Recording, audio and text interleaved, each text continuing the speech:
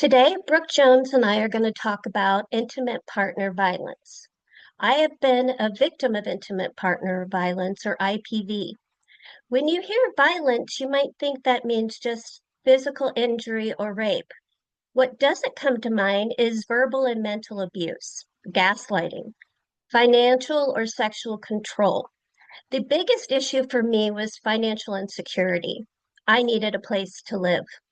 And staying with the partner seemed better than the alternative. I was told homeless shelters are not a good place for someone with a chronic illness. I could live with a partner or with my parents. One was mentally and physically tiring, and the other was embarrassing and complicated. The different types of abuse I have experienced have negatively impacted my health, especially my mental health. It's funny, I saw a few counselors at a local mental health clinic who kept giving me the name of an organization, Women Helping Women. I never connected the dots that I was being abused because it wasn't physical. They never said, you are a victim of intimate partner violence, and this is a place you can go for help. I thought I was just a sick person trying to be loved. I thought I wasn't good enough. I wasn't a good partner, that I should just keep walking on eggshells to be loved. I've always had low self-esteem. Who would love me with my disease? I had one ex tell me that my illness was an emotional and financial drain. And really, CF is. I let that and the thought of dying lower my self-esteem. I felt I should be lucky if someone agreed to be with me, that I should accept what I get. There was one time I sat in a sea of clinic with a black eye, too embarrassed to say anything. Looking back, I wish I had. And years later, I wish I had gone to Women Helping Women. But the guy I was dating at the time had to know where I was all the time. So I wasn't sure how I could swing that. And surely there were women there who were worse off than me. I just never realized that I was a victim of IPV and that I should get help. And more importantly, that I actually needed help, that I needed to recognize myself as a victim of IPV. Now, I'm going to hand this over to Brooke Jones, who has helped those who have experienced IPV. Well, thank you, Georgia, for sharing your story. Your courage and transparency, I think, will help other people feel seen and less alone. And like I've said before, I'm really grateful for you. My name is Brooke Jones. I currently work at UNC Chapel Hill in the CF Center, and with several others, including Georgia, are working to better understand how intimate partner violence influences the health of those with CF, but also how living with CF may present unique challenges in the context of intimate partner violence. Before we get started, there's just, if you hear nothing else, there are a few big takeaways from this conversation that I hope viewers or listeners have. First, intimate partner violence is ultimately about a pattern of control in relationships. It's not about alcohol and drugs. It's not just physical violence, but it ultimately comes down to power and control. The second thing is that IPV is incredibly prevalent in the United States. But the last thing that I want folks to hear is that there are also resources that are available to help. So, what is IPV, and how prevalent is it? The definition that we're using today is that IPV is a pattern of coercive, controlling behavior that includes physical, emotional, verbal, sexual, financial, and other abuse. In terms of prevalence, about 1 in 3 women and about 1 in 4 men report having experienced physical violence by an intimate partner. About 1 in 5 women and 1 in 13 men have experienced sexual violence by an intimate partner. And 14% of women and 5% of men report having been stalked by an intimate partner. And these statistics are coming from the CDC from 2024. So I think, I think in terms of, prevalence, it's also really important to know that there are groups of people who are more likely to experience intimate partner violence. And one of those groups of people are those with disabilities. So for those who are managing a chronic illness or for those who are managing a disability, it's really likely that, and we see this from CF care, right? That they're going to have more regular contact with a healthcare provider. So an argument could really be made that if A, it's more prevalent, and B, you're having more frequent contact with your healthcare team, that team should be knowledgeable and skilled in the area of both identifying and connecting to resources. Unfortunately, though, research also shows that about 15% of women with a disability report never having been asked about IPV victimization. So that gap really highlights why this conversation and why training healthcare teams is so critical. So this slide is busy, right? But this is a really important slide that is showing the power and control wheel that comes from the Duluth model. Essentially, a lot of survivors were interviewed, and themes from those interviews put together this power and control wheel. And so when folks are in counseling for intimate partner violence, a lot of times this becomes the basis of the conversation. And so just to orient you, I want to point out that physical violence and sexual violence is on the outside of the circle. And what that's indicating is that it's really not what is most important or what is needed for this to be intimate partner violence. Again, what you can see is at the center is this power and control. And then there are these little slices, if you will, these intersections that are talking about different ways in which intimate partner violence and that power and control often shows up. So, for example, we can start kind of at the top right, using intimidation.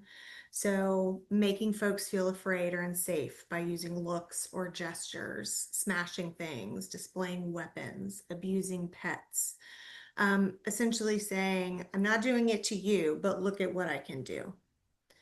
Using emotional abuse, putting individuals down, making them feel bad about themselves, calling them names, making people feel like they're crazy, humiliation, invoking guilt.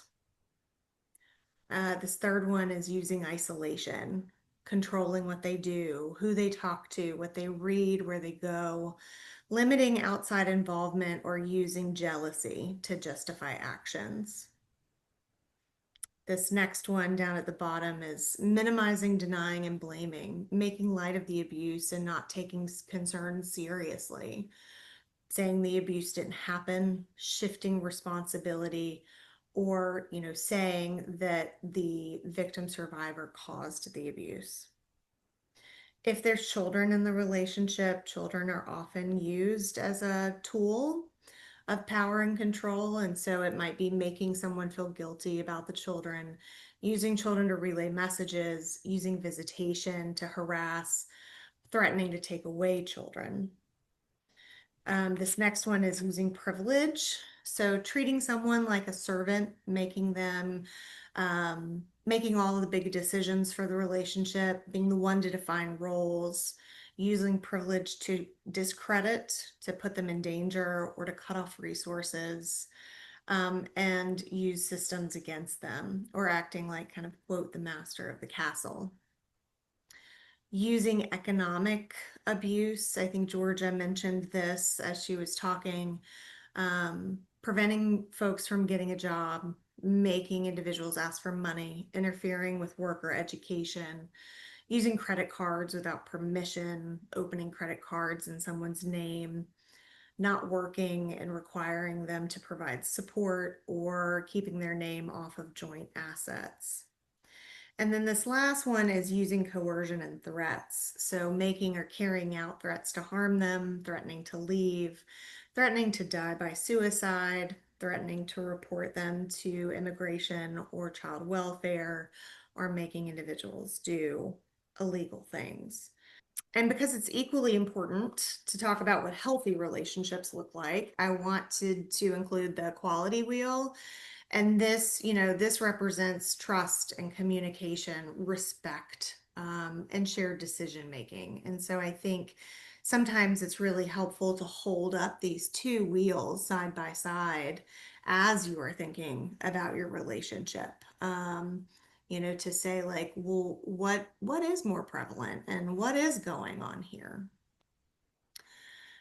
So, I want to transition and talk a little bit about IPV in cystic fibrosis.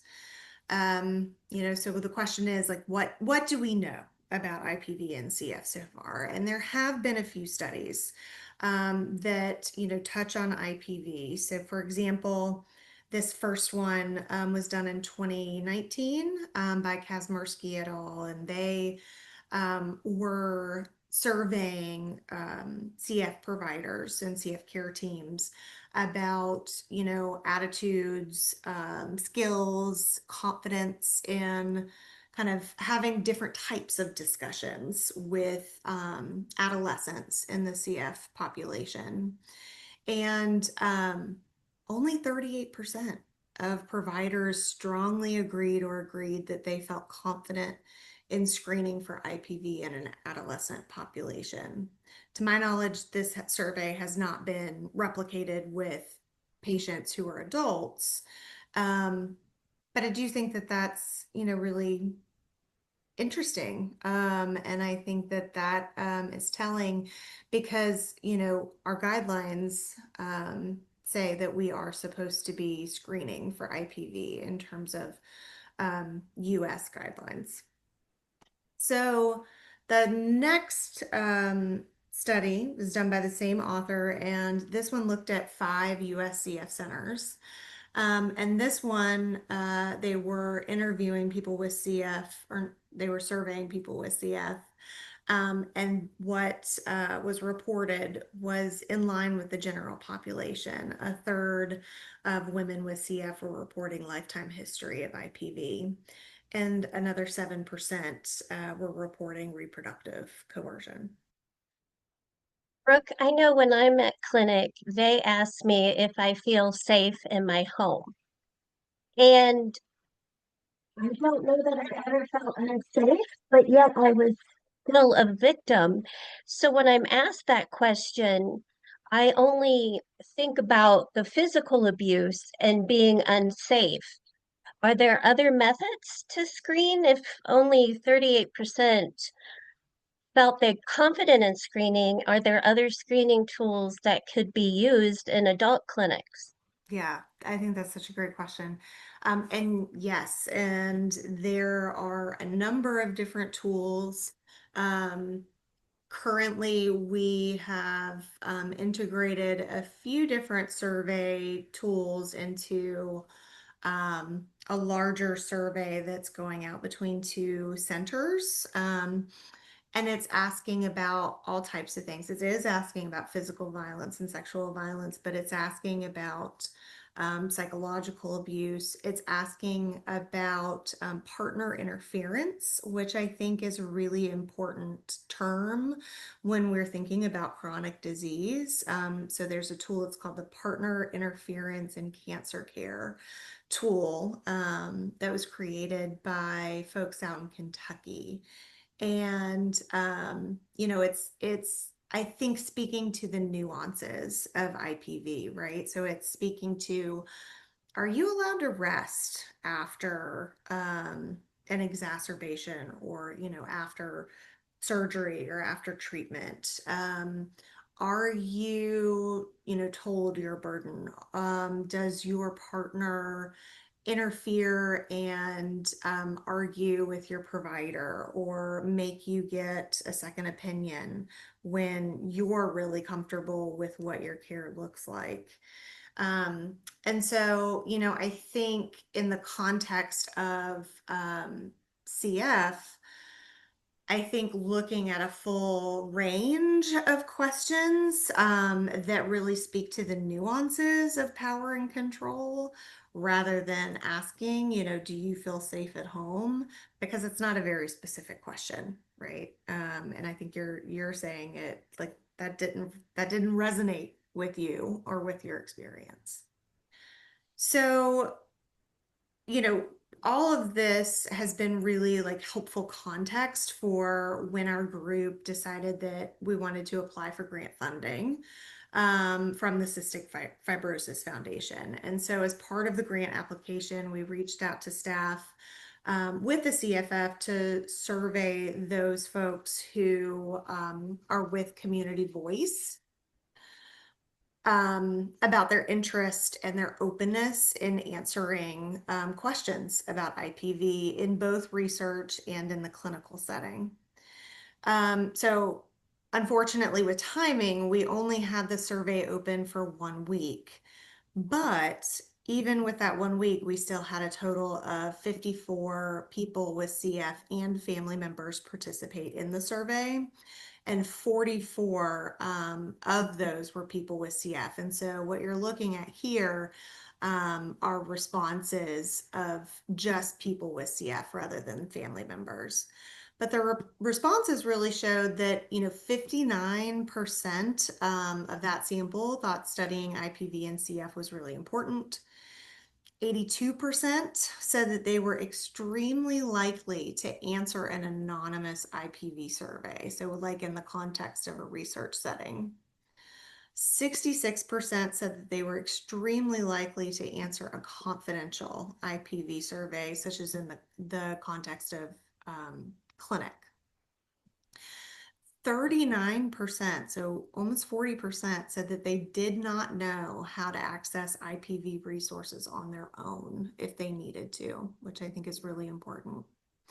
And then another important piece that speaks back to other research that's been done in this area is that 61% had not been screened for IPV in any outpatient medical appointment. So not just CF care, but even PCP care, right? Or other specialty care. They were not being screened for IPV across the healthcare system. So that was really helpful information for us that set the stage for our work with CF Patch. Which was funded and began last summer and includes three smaller projects. The first of which I'm going to talk more about today, which was to identify and explore themes around IPV in CF from a stress management protocol called Calm Telehealth. And so just briefly, Calm was a research project that myself and my counterpart, Marianne Buchanan, were involved in as research therapists.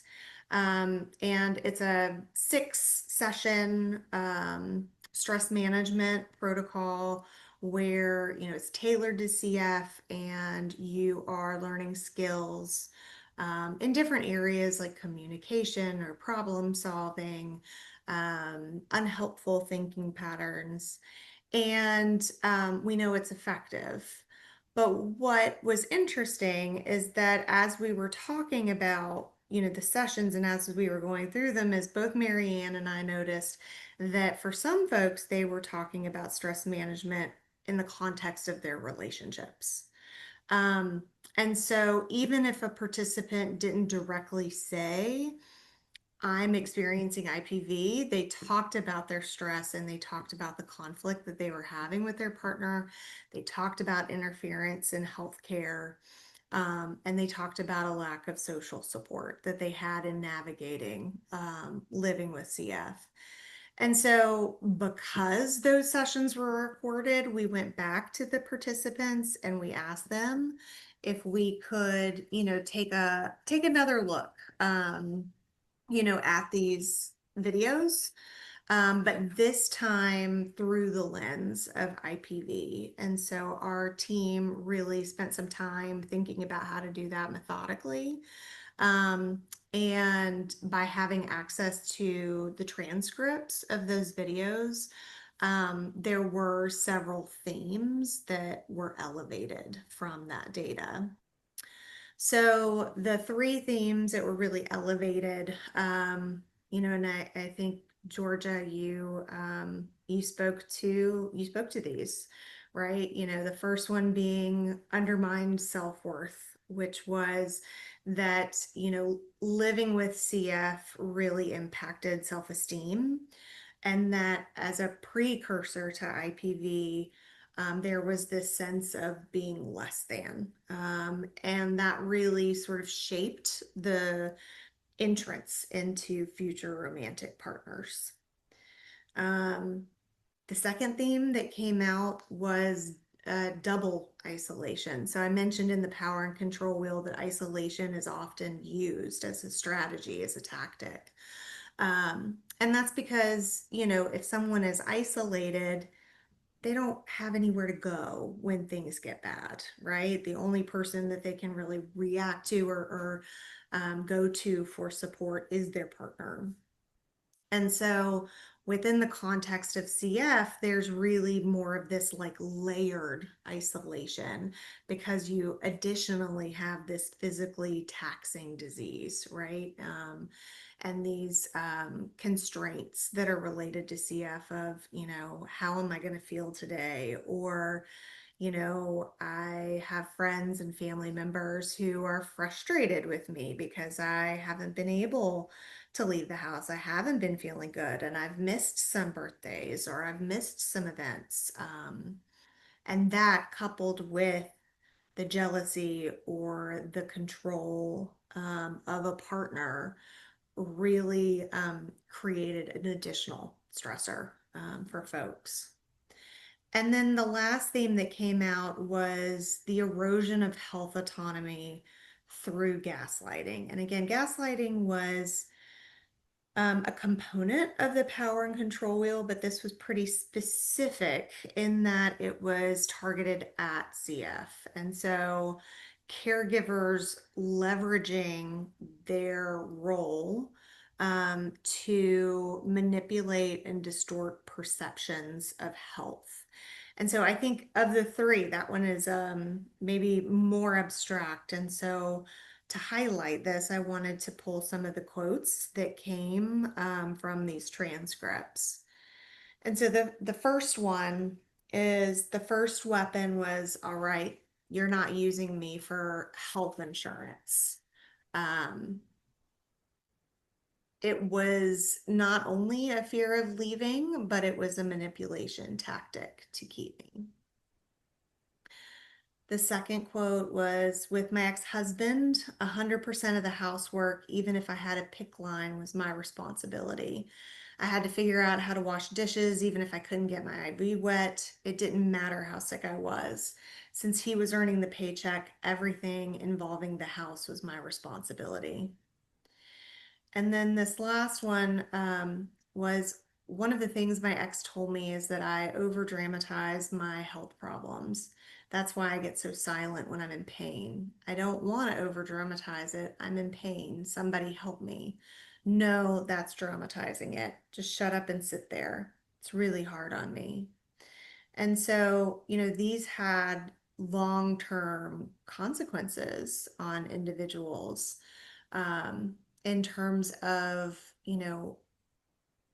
making people question my own health, how I can advocate for myself, or, what choices I have if I'm considering leaving this relationship. And that's what I had. The second one, I wasn't making the money, so I was in charge of the housework, and it didn't matter if I was sick or healthy or had surgery. I was responsible for everything because I wasn't contributing financially. And that is definitely, now that I see this, a severe power control issue. And at the time, I accepted it. I'm not paying for anything. I have a place to live and it's nice. I should do my part. But my part was a lot more. And I was working with a lot less of a health situation in which to complete the tasks that were needed. And, you know, I was often told, you're always sick. You never want to do anything. And I can see now that I'm not alone in the things that I've experienced. So, I think there's a lot more that we could talk about. This is um, kind of skimming the surface a little bit about what IPV looks like and what we know so far in terms of the intersection of IPV and CF. And as I mentioned in the beginning, a couple of the takeaways that I think are really important is that, IPV impacts a lot of people and it includes many forms of abuse. So physical, sexual, psychological, financial, and then reproductive coercion. That IPV and CF is really underexplored. And that future research, we should really be thinking more about this, in terms of social determinants of health, in terms of health equity. This is really a health equity issue as well. And eventually, we should be evaluating ways to provide IPV prevention and support within CF care. I think CF healthcare is pretty, you know, uh, I think it's supportive. I think that, our teams are well designed in order to, consider this. And just my history sort of within CF healthcare is seeing, how mental health coordination came about and how those screeners and how those resources were really rolled out over time. And so I think that this can be done eventually. And so, we've said it a couple of times, but if any of this has resonated with your personal experience, just please know that there are resources. Because folks may be watching from different areas. We're including here the National Domestic Violence Hotline. So there's a phone number if you don't feel comfortable calling and talking to somebody.